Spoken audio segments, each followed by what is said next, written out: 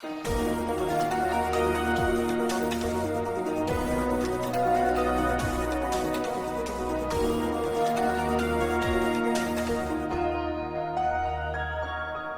pues nada, bueno, tenía aquí la típica autobombo, pero bueno, soy Juan José Elizondo. Bueno, Andrés me lo ha dejado complicadete. Además, bueno, voy en hombros de gigantes, así que voy a ver si puedo llegar un poquito al fondo de la cuestión. Voy a hablar más de Service Design, ¿vale? De la parte de servicio, aunque yo vengo más de producto y bueno, ha sido una evolución. Y vamos a hablar un poco de qué significa el diseño de servicios en la armonización de experiencias, ¿vale? Lo mío es un pelín más teórico, mi storytelling no está tan currado como el de Andrés, pero lo vamos a intentar. La gente ignora el diseño que ignora a la gente, ¿vale? Me encanta esta frase y es importante que la tengáis todos en mente porque tiene mucho que ver con lo que ha contado Andrés, de que a veces nos fijamos mucho en intentar hacer cosas muy fancies o en nuevas funcionalidades y a veces pensamos que eso lo va a petar, pero la realidad luego no suele ser como pensamos, ¿no? Al final, donde nosotros vemos esto, a nivel de negocio, por ejemplo en Leroy Merlin, ¿no? Pues un tema muy de una supply chain, bueno, pues mejor o peor, ¿no? Gente en un almacén o cómo funciona todo el tema de logística, ¿no? Y de envío de un pedido, ese hombre estaba muy enfadado ese día.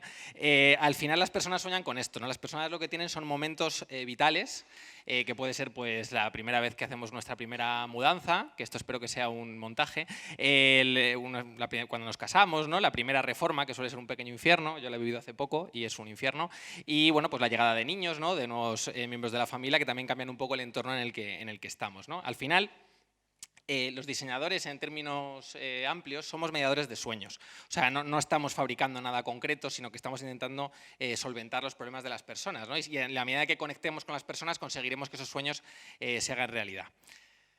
¿De dónde venimos? Bueno, pues ya lo sabéis, de una revolución industrial, fundamentalmente agricultura, comercio, economía de carácter urbano, industrializada y mecanizada, de esto, ¿no? Que es lo que hemos comentado, ¿no? Venimos del silo, de la cadena de montaje y todavía, aunque uso mucho esta presentación, este GIF, seguimos un poco en esa técnica, ¿no? Los que hayáis trabajado en empresas grandes, seguimos un poco en esa mentalidad y nos cuesta mucho entrar en entornos más fluidos. Al final vamos un poco hacia una revolución digital. Esto del digital para la gente que estamos en retail es muy importante, ¿no? Esta mezcla entre lo digital y lo físico y dónde está esa barrera, ¿no? Que a veces es más fina. Y al final el servicio pasa a tener muchísima importancia en este nuevo entorno, ¿no? Porque al final un servicio es un sistema de personas, procesos y bienes o productos que satisfacen necesidades a través del intercambio de valor. Y eso es bastante complejo. Y es complejo, los que venís a otras charlas mías ya os conocéis de sobra esta slide, ¿no? del continuo experiencial, ¿no? Cómo estas dos capas se van juntando y cómo tenemos que crear estos servicios y estos productos alrededor de esa nueva realidad, que es que vivimos a través de interfaces, vivimos conectados y ya no es tan fácil entender dónde empieza una cosa y termina la otra, ¿no? Y además de esa especie de revolución digital, tenemos una revolución cultural, estamos en entornos cada vez más complejos. Porque, a ver, admitámoslo, una cadena de montaje fordista con todo el mundo haciendo lo suyo, tu silo, tu departamento, tú a tu bola, pues es más cómodo. O sea, es más cómodo. Yo estoy allí, es un área de confort, todo funciona correctamente, yo paso el marrón al siguiente, el siguiente le pasa ese marrón al siguiente y así vamos avanzando, ¿no? Pero en entornos más fluidos, en entornos ágiles o de agilidad o lean, la cosa se pone bastante más compleja, ¿no? Y tenemos que despertar otro tipo de skills en nosotros para poder enfrentar ese reto, ¿no? ¿Y qué está pasando también? Pues está pasando, que esta es la discusión que tendremos luego, ¿no? Lo complejo que es ahora definir qué es un producto y qué es un servicio, porque Netflix es un producto envuelto en un servicio de suscripción que yo no puedo poseer, las películas no son mías, y bueno, ya sabéis el reto este que tuvo en su problema con, no sé si fueron con las películas o con la música de Bruce Willis, ¿no? Que quería hacer en su testamento donar lo que había comprado en el Apple Store a sus hijos, y bueno, pues si leías la letra pequeña no podías, porque eso no es un producto, con lo cual no puede ser heredado, ¿no? No era posible donar todo ese dinero que había gastado, imaginaos lo que tenía Bruce Willis en la biblioteca, no podía dárselo a sus hijos, ¿no? Y se cogió un rebote bastante importante, de hecho salió en prensa, ¿no? Entonces ya no poseemos algo físico, estamos empezando a entrar en un mundo en el que, bueno, hay que generar otro tipo de enlaces con el consumidor y los modelos de suscripción cada vez son más habituales y más normales, ¿no? Y al final lo que ocurre, esto es una especie de, bueno, es un gráfico que me gusta mucho de Experience Design Thinking, como pensando un poco en el diseño de experiencias de una forma muy amplia, mucho menos encorsetada, ¿no? En perfiles estrictos, casi ninguna compañía tiene esto es una especie de utopía, ¿no? En la que Tengo una parte de Customer Experience, una parte de User Experience más centrada en producto, con un mindset que está centrado en sacar funcionalidades, en sacar al mercado producto.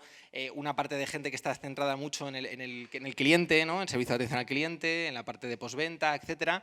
Y deberíamos tener una capa de diseño de servicios que fuera capaz de unificar todo eso y mapearlo como un todo. Evidentemente hay solapamientos, esto no existe de una forma cerrada porque volveríamos a crear los silos que estamos intentando destruir, por lo tanto tiene sentido, ¿no?, que tengamos que solaparnos y hablar más entre nosotros.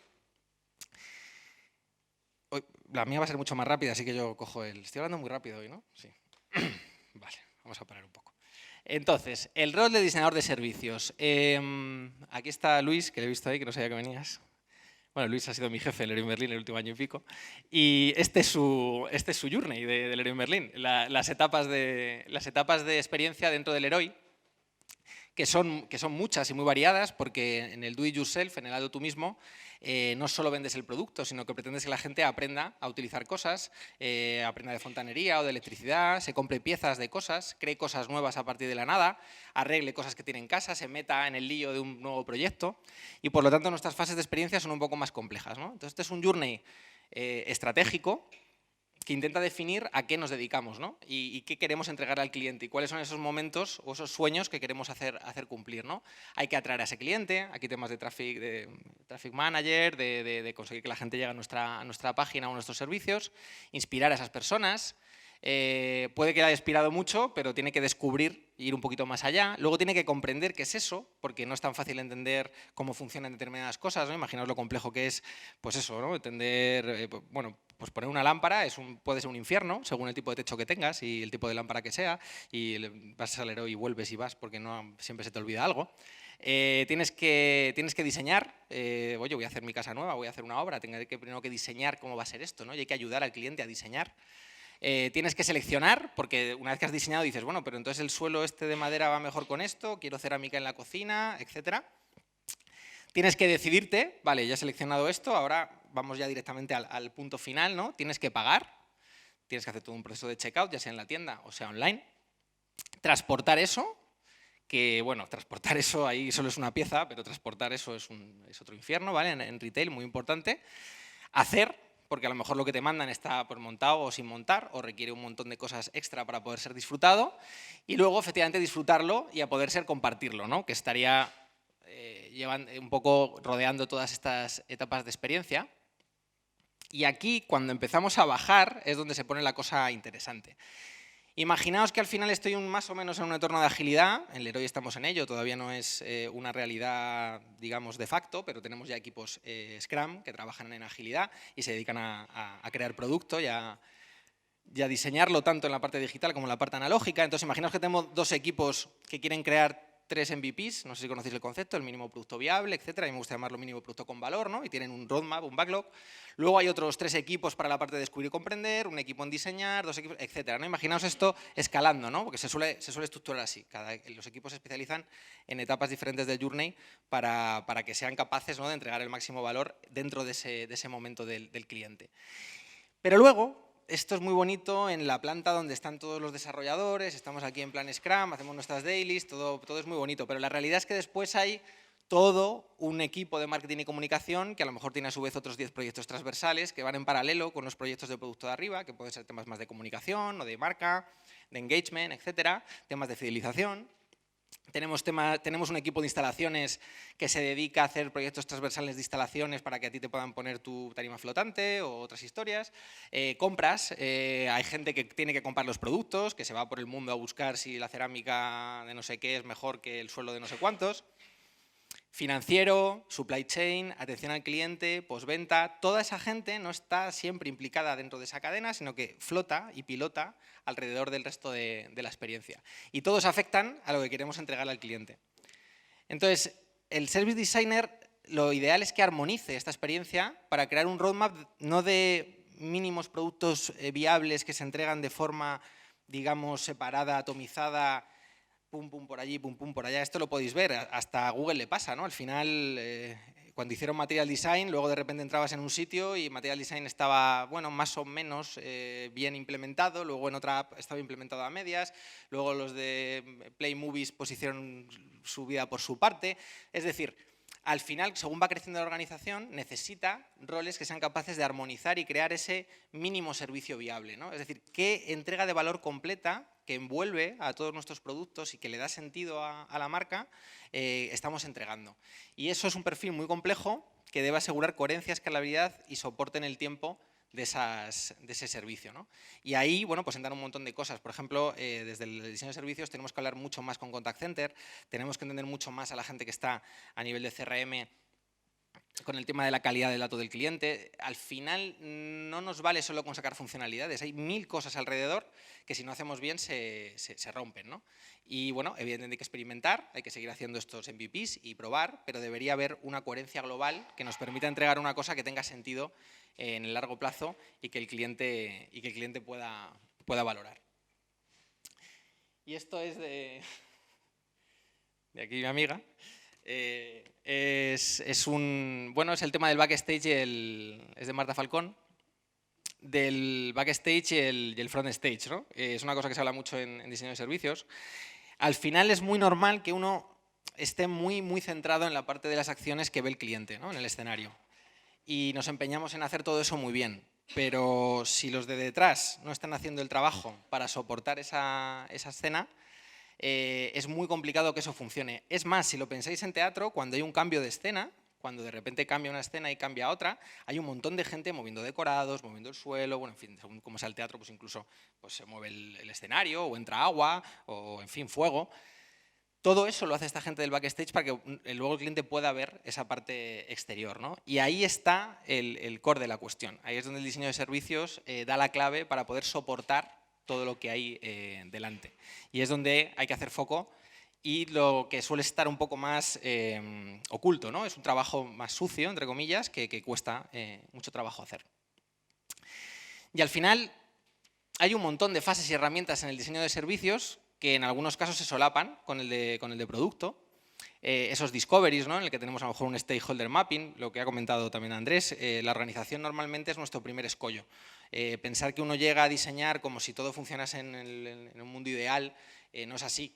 Uno tiene que estar luchando constantemente con un montón de capas de la organización que no quieren cambiar, que les parece muy arriesgado, que no acaban de entender lo que estamos haciendo. Entonces, por ejemplo, mapear a los stakeholders para ser capaz de saber qué gente está de tu lado, qué gente no. O sea, la política, el lobby, es una parte fundamental del diseño. Sin eso no conseguiremos nunca escalar las soluciones, ¿no?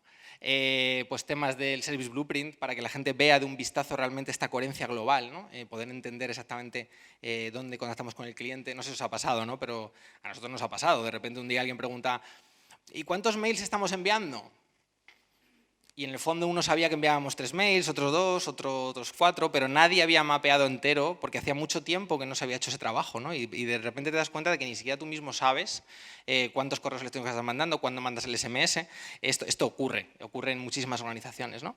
Luego está una inception, que es una manera cool de decir kickoff, ¿no? Pues, pues puedes hacer temas de personas, prototipado de ese servicio, storyboards para que se entienda. Los storyboards son preciosos y tienen que ver mucho con el visual thinking, ¿no? La manera de expresar con un storyboard, con un pequeño cómic, cómo va a ser el servicio y cómo se va a entregar. Temas de co-creación, siempre hay que co-crear, no meternos en nuestra sala, hacernos nuestras historias sin que esté todo el resto de la gente implicada, porque entonces luego habrá resistencias y no querrán compraros lo que queréis vender dentro de la organización. El tema de esos mínimos servicios viables como testing, como piloto, no intentar hacer macroproyectos de un año y que el día que salga sea un fracaso y ya hemos gastado 1 millón de euros, hacer cositas pequeñas para entender realmente cuál es la reacción del público y medirla de forma mucho más quali aparte de la quanti, ¿no? Tener datos y también entender qué le está ocurriendo. El tema luego ya de los sprints o la implementación, ¿no? Todo lo que hay que hacer para decir, bueno, el piloto más o menos ha funcionado, vamos a hacer este mínimo producto, lo vamos a escalar un poquito más. Ahí tenemos que recoger mucha más data quali y mucha más data quanti y entender realmente si esto está funcionando o no.